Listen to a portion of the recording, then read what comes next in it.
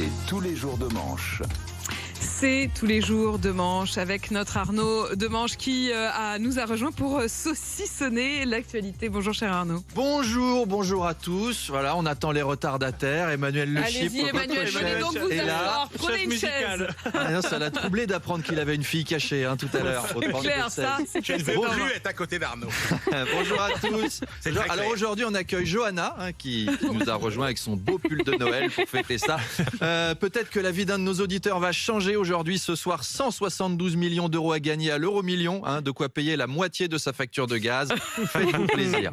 Alors, puisqu'on parle d'énergie, on va se faire un petit bilan de cette baisse de 30 centimes de l'essence. Les automobilistes qui se sont rués dans les stations. Oui, le gouvernement nous demande de ne pas polluer, mais nous donne quand même les sous pour pouvoir le faire. Et heureusement, parce que là, polluer devenait hors de nos moyens. Bousiller une planète, c'est un budget quand même. Enfin maintenant, ça y est. L'essence est pas chère, dans toutes les stations, c'était la joie. Les gens buvaient le gasoil, même le tuyau. Les enfants sautaient dans des fontaines de diesel. J'ai vu des filles s'asperger avec du Samblon 95, comme dans les pubs Tahiti Douche avec des savons au pH neutre. Bref, on a à nouveau un petit peu de thunes. Enfin, même Johanna, elle s'est fait un joli pull tout en gasoil, irisé, c'est flamboyant. Bref, on a à nouveau un petit peu de thunes, de quoi se faire à nouveau des petits plaisirs. Par exemple, s'acheter une place pour mon spectacle. Évidemment.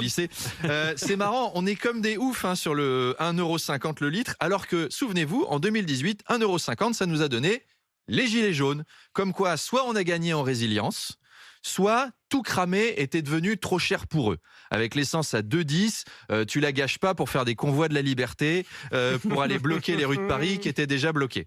Donc maintenant que l'essence est abordable, va peut-être y avoir le comeback des gilets jaunes qui seront en fait subventionnés par Emmanuel Macron.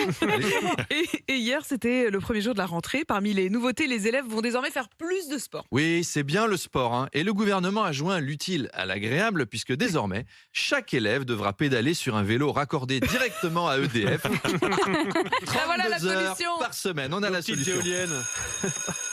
Allez, bande de larves, on se motive, il y a 25 mégawatts à sortir. Oh, mais c'est vachement dur. Ouais, bah t'es puni, toi, t'avais qu'à faire tes devoirs. Eh ouais, j'ai pas fait mes devoirs et je t'emmerde. Mais alors, tu vas arrêter d'être insolente, c'est pire qu'hier. Oui, celle-là. franchement, elle gagne de jour en jour. Le gouvernement veut qu'on insiste sur les savoirs fondamentaux cette année, lire, écrire, survivre. Oui, dans le monde actuel, c'est pas le club Mickey, les mômes.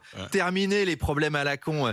Pierre prend sa voiture à 8h39 pour acheter 3 kilos de viande au marché. Maintenant, il n'y a plus de voiture, plus de viande, plus de marché. Le problème, ça va être... Pierre possède la dernière boîte de raviolis du village. La dernière. Alors, quel produit chimique peut faire disparaître le corps de Pierre? Un autre univers, allez. Arnaud, il y a du nouveau dans l'affaire Pogba. Kylian Mbappé a appelé les deux frères pour avoir leurs explications. On rappelle donc que Mathias Pogba accuse son frère Paul d'avoir engagé un marabout pour nuire à Kylian. Oui, le feuilleton continue avec cette fois Mbappé en vedette. Alors, bienvenue dans... Amour, gloire Mbappé. À un mois de la Coupe du Monde, rien ne va plus dans la Maison Bleue. Paul a très mal vécu que Mathias essaye de lui soutirer 13 millions d'euros en mettant une cagoule pour pas qu'il le reconnaisse. Mais il l'a reconnu, parce qu'il est quand même pas complètement con. Paul a révélé les agissements de son frère et Mathias, blessé, pas blessé au foot, vu qu'il n'est pas assez bon pour que son club le fasse jouer, blessé dans son amour-propre, a révélé le lourd secret de Paul. Ses appels à John Mamadou, un séduisant marabout, afin de contrôler le cœur de Kylian, pour qui il a des sentiments ambigus. La tendresse de Kylian va-t-elle se fracasser sur la trahison de Paul ? Mathias va-t-il réussir à passer au travers des mailles de la justice, lui qui ne passe déjà pas au travers de la défense du FC Guignon ? John Mamadou a-t-il aussi lancé une malédiction à l'AS Saint-Étienne, qui est avant-dernier de Ligue 2 ? Vous le saurez dans le prochain épisode de Amour, gloire Mbappé. J'ai hâte du prochain épisode. Depuis hier, les enfants, Arnaud, issus d'un don de sperme peuvent demander la levée de l'anonymat du donneur pour connaître leurs origines. On en a parlé tout à l'heure dans le 32-16 et à ce sujet, il y a une pénurie de sperme. Et oui, après la moutarde, après les pépitos, c'est le sperme, tout ce qui donne de la saveur à l'existence. Alors, à ce sujet, on a reçu un courrier du docteur Laporte de Nice qui nous dit « Cher Charles Magnet, Comme vous le savez, nos réserves de gamètes sont en baisse. Depuis votre déménagement, nous avons moitié moins de stock.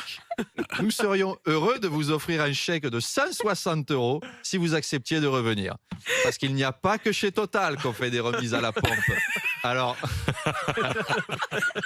profitez-en. Eh bien Charles, la France a besoin de vous. Mais... Vous allez passer un bon week-end et bon week-end à tous. C'est gratuit. C'est cadeau. Dans 18 ans, tu sais ce qui t'attend. Excellent week-end à tous. Sachez qu'Arnaud Demanche est aussi présent dans la matinale week-end sur RMC.